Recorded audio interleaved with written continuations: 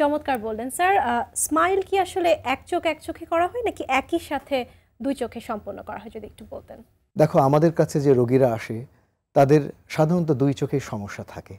সুতরাং যাদের দুই চোখের সমস্যা রয়েছে তাদের একই সাথে দুই চোখের অপারেশন করা হয়, কিন্তু যাদের এক চোখের সমস্যা তাদের এক চোখেই স্মাইল করা হয়।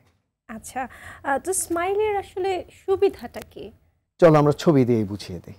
স্মাইল অসম্ভব রোগী বান্ধব একটা পদ্ধতি। সম্পূর্ণ ব্যথামুক্ত উপায়ে অত্যন্ত নির্ভুল এবং নিখুঁতভাবে দ্রুত গতিতে আমরা স্মাইলটা সম্পন্ন করতে পারি। এবং স্মাইলের ক্ষেত্রে চোখের কর্নিয়ার কোনো আবরণ উত্তোলন করা হয় না, অর্থাৎ আবরণ সম্পর্কিত যে জটিলতাগুলো সেগুলো হওয়ার সম্ভাবনা খুবই কম থাকে। পরের ছবিতে আমরা দেখব স্মাইলের ক্ষেত্রে মাত্র 2 মিলিমিটার একটা ছোট্ট একটা ছিদ্র করে লেন্টিকিউলকে বের করে আনা হয়। এর পরের ছবিতে আমরা দেখব স্মাইলের ক্ষেত্রে কর্নিয়ার আভ্যন্তরীণ অংশের যে ভেতরকার যে শক্তি, যেটাকে আমরা কর্নিয়ার বায়োমেকানিক্যাল স্ট্রেংথ বলে থাকি, সেটা যথেষ্ট মজবুত থাকে। ফলে যারা খেলাধুলো করেন তাদের জন্য এটি একটি আদর্শ পদ্ধতি। এর পরের ছবিতে আমরা দেখব সব রিফ্র্যাক্টিভ সার্জারিতেই চোখের কিছু না কিছু শুষ্কতা হয়। স্মাইলের ক্ষেত্রে শুষ্কতার পরিমাণ সবচেয়ে কম। এর পরের ছবিতে আমরা দেখব পরের দিন যখন আমরা কর্নিয়া দেখি তখন কর্নিয়া একেবারে ঝকঝকে স্বচ্ছ থাকে।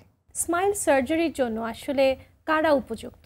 যাদের বয়স 18 বছর হয়েছে এবং বিগত 1 বছরে পাওয়ার 0.5 ডায়োপ্টারের বেশি বাড়েনি, এবং যারা স্মাইল করবার আগে যে প্রি স্মাইল যে পরীক্ষাগুলো করা হয় সেই পরীক্ষাগুলো করে উপযুক্ত বলে বিবেচিত হয়েছেন। আপনি বলছিলেন যে আসলে উপযুক্ততা বিবেচনা করেই কিন্তু স্মাইল সম্পন্ন করা হয়, তো আসলে কি ধরনের পরীক্ষা নিরীক্ষা করে থাকেন আপনারা?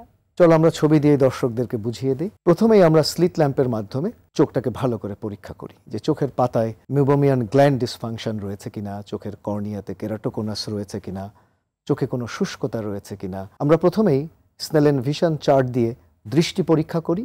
এর পরের ছবিতে আমরা দেখব অটো রিফ্র্যাক্টো ক্যারাটোমিটারের মাধ্যমে আমরা দৃষ্টি ত্রুটি নির্ণয় করি এবং কর্নিয়ার বক্রতা পরিমাপ করি। আল্ট্রাসনিক প্যাকিমিটার বা নন কন্ট্যাক্ট প্যাকিমিটারের মাধ্যমে আমরা কর্নিয়ার যে পুরুত্ব বা থিকনেস বা তার যে বেধ সেটাকে পরিমাপ করি। এর পরের ছবিতে আমরা দেখব আমরা প্লেসিটো বেসড কর্নিয়াল টোপোগ্রাফি করি। এই কর্নিয়ার টোপোগ্রাফির মাধ্যমে আমরা কর্নিয়ার সামনের একটা রঙিন মানচিত্র তৈরি করি, যার মাধ্যমে আমরা কর্নিয়াতে কোনো অ্যাস্টিগম্যাটিজম আছে কিনা বা কর্নিয়াতে পাতলা হয়ে যাওয়া কোনো অসুখ যেমন কেরাটোকোনাস বা পেলুসিড মার্জিনাল ডিজেনারেশন আছে কিনা সেটা আমরা দেখি। এর পরের ছবিতে আমরা দেখব তবে সবচেয়ে যুগান্তকারী যে পরীক্ষা সেটি হচ্ছে কর্নিয়াল টোমোগ্রাফি। শাইমফ্লুক কর্নিয়াল টোমোগ্রাফির মাধ্যমে কর্নিয়া কতটা পুরু সেটা যেমন দেখতে পাই এবং কর্নিয়াতে পাতলা হয়ে যাওয়া কোনো অসুখ আছে কিনা সেটাও বুঝতে পারি। যেমন এই ছবিতে লক্ষ্য করো যে সবুজ জায়গা, মানে একটা স্বাভাবিক কর্নিয়া।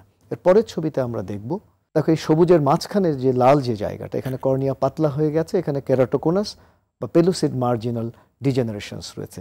এদের আমরা স্মাইল করা থেকে বিরত থাকি। এর পরের ছবিতে আমরা দেখব কর্নিয়ার বায়োমেকানিক্যাল শক্তি অর্থাৎ আভ্যন্তরীণ শক্তি স্বাভাবিক রয়েছে কিনা সেটা আমরা কর্ভিস এসটির মাধ্যমে পরীক্ষা করি। আরেকটি যুগান্তকারী পরীক্ষা হচ্ছে পেন্টাক্যাম এবং কর্ভিস এসটি যৌথভাবে। এর পরের ছবিতে আমরা দেখব পেন্টাক্যাম এবং কর্ভিস এসটির যে যৌথ পরীক্ষা সেটাকে আমরা বলি বায়োমেকানিক্যাল টোমোগ্রাফিক অ্যাসেসমেন্ট। আসলে একটি যুগান্তকারী বিষয় যেটা বাংলাদেশে আমরা একমাত্র ব্যবহার করছি।